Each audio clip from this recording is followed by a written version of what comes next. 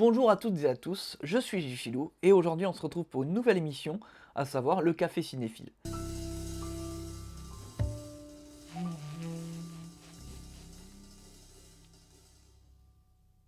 L'idée c'est très simple, on boit un café, on parle d'un film. Et vous allez me dire c'est un peu comme tout le reste de mes émissions, bah non d'habitude j'ai pas eu café. Donc ouais après bon vous allez vous dire je me casse pas trop la tête pour les titres d'émissions non plus. Grand feignant. Mais bon, fallait chercher un truc simple, hein. Aujourd'hui, on va parler d'un petit film russe, à savoir Résistance, ou La bataille de Sébastopol, un film russe sorti en 2015, et qui raconte l'histoire d'une sniper russe euh, qui s'appelle Ludmila Pavlyuchenko, pendant la Grande Guerre patriotique, à savoir la Seconde Guerre mondiale. Résistance, c'est un film russo-ukrainien. Sans déconner, c'est une extraordinaire coïncidence.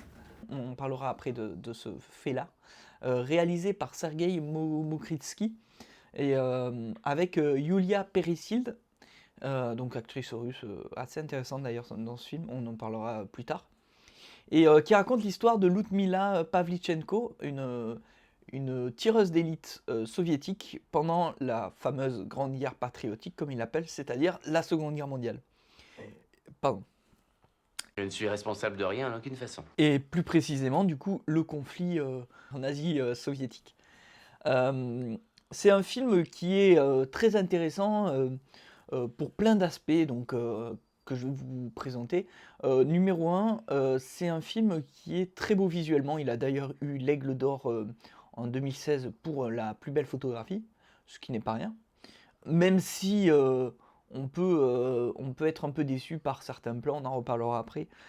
Mais c'est un film qui est très très beau visuellement, avec une vraie variation entre la guerre, qui est dans un ton très gris, très marqué par presque une désaturation de l'image, et un ton très clair, un peu lumineux, quand on est dans les rues de Odessa, bien sûr. Odessa, la fameuse ville en Ukraine, où se passe l'histoire. Et c'est un film aussi qui est très beau dans sa manière de raconter la guerre, en fait. C'est assez paradoxal de dire ça, mais c'est un film qui va parler de la guerre. euh, alors, on est encore un peu dans cette idée qu'on avait de la vision de la guerre à l'époque de l'URSS, dans la période pré-dégel, en fait. Pour faire très simple, le dégel, en fait, c'est une période qui se situe après la mort de Staline, en même temps que la déstalinisation.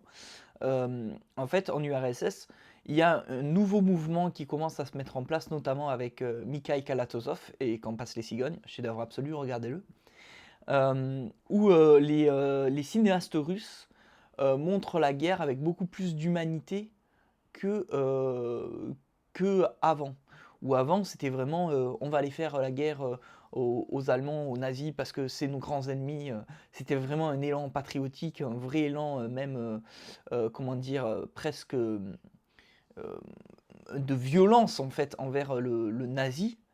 Et là, on sera beaucoup plus dans un mouvement, beaucoup plus. Le dégel, on sera marqué en fait par cette période où on veut être beaucoup plus soft, dans le sens où les, les nazis ne sont quasiment plus abordés en fait. On est vraiment dans cette période où on veut parler de l'humain derrière les soldats, les femmes qu'ils abandonnent, ou alors le mari quand c'est l'inverse, parce que il faut savoir qu'en URSS, pendant la Seconde Guerre mondiale, il y avait beaucoup de bataillons où il y avait des femmes, notamment les sorcières de la nuit, où il faudra un épisode entièrement consacré à elles, parce que c'est passionnant leur histoire.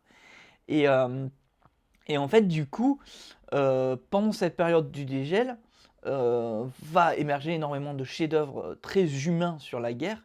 Et en fait, dans ce film, dans le film Résistance, ce qui est très intéressant, c'est qu'on retrouve en fait ce côté pré-dégel, où on est sur une femme qui se pose même pas de questions, qui part s'engager, quasiment pas de questions, et qui part s'engager, qui est là parce qu'il faut aller buter des nazis. Il y a cette phrase qui est une réplique incroyable dans le film, comme ça, où elle croise Eleanor Roosevelt. Et Eleanor Roosevelt qui lui demande qu'est-ce que vous faites. Ben, je suis sniper. Et quel est votre. Vous avez tué combien de gens? Et elle répond j'ai pas tué des gens, j'ai tué des nazis. des fascistes, pardon. Et après, elle dit, j'en ai tué 309. Je mets les pieds où je veux, Little John. Et c'est souvent dans la gueule. Et bon, pour la petite anecdote, Ludmila Pavlyuchenko sera surnommée la dame Lady Death, parce que justement, en fait, elle paraissait toujours complètement peu marquée par les morts qu'elle avait faites, parce que c'était des fascistes nazis. Et donc, on est un peu dans cette période un peu pré-dégel. On garde ce regard de la guerre comme à l'époque pré-dégel, mais en même temps, il y a une tentative que moi je trouve maladroite, mais qu'on peut discuter, de rencontrer un peu une histoire d'amour dans la guerre. Petit bémol sur les effets spéciaux, qui dans l'ensemble sont assez bien réalistes. Pendant tout le film, il y a vraiment une patte qu'on reconnaît quand on connaît un peu le cinéma russe moderne, à savoir la patte de Algou Studio. Sauf que Algou Studio, c'est eux qui ont notamment fait les VFX de T-34, pour ceux qui connaissent, ou de Salyut 7, pour ceux qui connaissent. Mais le problème, c'est que comparé à ces films, là, on est au début de Algou Studio. On est plus, pour ceux qui ont vu cette vidéo qui remonte à très longtemps dans ma chaîne, côté américain. Même, on peut même pivoter. Côté russe, côté américain. Sur les effets spéciaux de Gagarin First in Space, qui sont de qualité assez moyenne. Et notamment, il y a toute une scène de bataille navale où vraiment, bon, c'est de la 3D, quoi. Tu vois que c'est de la 3D, quoi. Alors, c'est sympa, hein, mais c'est un jeu vidéo, quoi. Et bon, c'est encore cette époque où ça se faisait. Il y a plein de films de l'époque entre 2010 et 2015 où c'est comme ça. Heureusement, Algous a bien évolué dans ce sens-là. Il n'y a qu'à voir leur dernier film comme... je crois qu'ils avaient fait Attraction, je ne sais plus s'ils travaillaient sur Attraction. Mais bref, ou T-34, hein, tout simplement, pour voir qu'ils se sont bien améliorés. Dernier petit bémol, c'est concernant l'histoire. En fait, pendant tout le film, on est dans une espèce de flashback, dans le sens où le film commence à Moscou, où Eleanor Roosevelt vient rencontrer Ludmila Pavlyuchenko en 1957. Et au fil de l'histoire, en fait, elle se remémore sa première rencontre en 1942 avec Ludmila Pavlyuchenko, parce que Madame Pavlyuchenko, après 1942, et une de ses blessures qui sera assez traumatique d'ailleurs, et ses 309 morts, sera en fait renvoyée du front, puisque risque de blessure, elle sera réformée et elle servira à la propagande de guerre soviétique. Et pour la petite anecdote, elle sera même, du coup, elle sera la première personne russe à être invitée à la Maison Blanche. C'est dit dans le film, mais c'est basé sur l'histoire. Et cette femme, du coup, Pavlyuchenko, sera même une très bonne amie de Eleanor Roosevelt, puisqu'elle parlait très bien anglais. Dans le film, il explique pourquoi. Je ne vous spoilerai pas, vous regarderez le film. Et justement, en fait, le film alterne entre des moments entre 42 et 57, où en fait, ça commence en 57, où elle raconte l'histoire à un de ses collègues, en commençant par sa première rencontre en 42 avec Ludmila Pavlyuchenko, et après, on part sur l'histoire de Pavlyuchenko pendant la Seconde Guerre mondiale et avant la Seconde Guerre mondiale. Ouais, c'est un bazar à comprendre.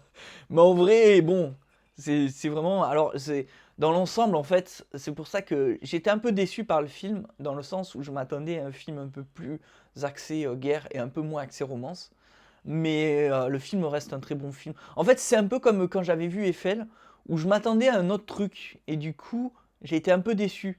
Quand j'avais vu Eiffel, je m'attendais vraiment à la construction de la tour Eiffel, et moins à l'histoire d'amour qu'il y avait dans le film. Et là, on est typiquement dans ce même cas de figure, où je m'attendais pas trop à l'histoire d'amour, et je trouve un peu décevant, même si ça fait grandir le personnage. Et bon, il y a des raccourcis scénaristiques, mais dans l'ensemble, ça reste un film assez sympa à voir, quoi. C'est pour ça que je lui ai mis 6. Hein. Quand je mets 6 à un film, c'est que le film, même s'il a des défauts, il a des intérêts certains selon moi. Et donc du coup, je vous encourage à vous faire votre propre idée. J'espère que la vidéo vous a plu. Si c'est le cas, n'hésitez pas à vous abonner, à mettre la petite cloche, à mettre le petit like, et puis en commentaire, n'hésitez pas à me donner votre avis sur le film si vous l'avez vu. Et n'hésitez pas aussi à me donner des suggestions de films à présenter, à faire une review dans cette petite émission café. On essaiera de venir au moins une fois par mois, de tenir un peu cet engagement en 2023. Je vais essayer de le faire, de débriefer un petit film chill comme ça et parler cinéma tout simplement. Parce que vous savez que j'aime ça et je sais que vous aimez bien que je le fasse. Cadeau d'anniversaire de moi à moi. Ah, comment me remercier? Sur ce, avant que vous terminiez cette vidéo, j'aimerais juste faire un petit placement un peu sympa. Dernièrement, vous avez remarqué, j'ai pas beaucoup posté de vidéos. En fait, nous avons travaillé sur quelques courts-métrages avec des amis, et notamment l'un d'eux vient de sortir dans le cadre du Nikon Film Festival. Il s'appelle Pour la plus belle du monde. Je l'ai réalisé, co-réalisé avec mon ami Max qui filme cette vidéo et qui le montera. Je vous mettrai quelques images du court-métrage parce qu'il fait 2 minutes 20, donc ne me dites pas que vous n'avez pas le temps de le voir. Bon, Danny, comme vous n'aurez pas une bonne excuse, je ne vais pas vous forcer à m'en trouver une mauvaise.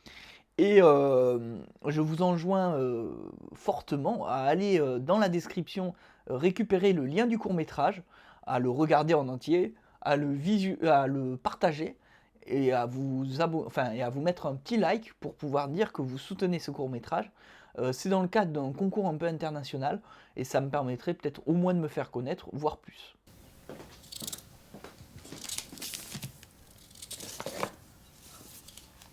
C'est quoi ça? Bah, c'est mon cadeau pour maman. Je pensais qu'avec son prénom écrit sur le collier, c'était évident. Mais tu te fous de moi? C'est quoi le problème? 13 €. La somme n'a pas dépassé pour les cadeaux. C'est maman qui l'a demandé. Mais tu connais maman, c'est pour éviter qu'on ait des problèmes d'argent. Puis ça change quoi? Donc je vous remercie pour ce petit geste anodin pour vous, mais qui est très fort pour moi et pour tout mon groupe d'amis. Et on se dit à très très vite, j'espère, pour une prochaine vidéo, sachant qu'il y a du très très lourd qui arrive.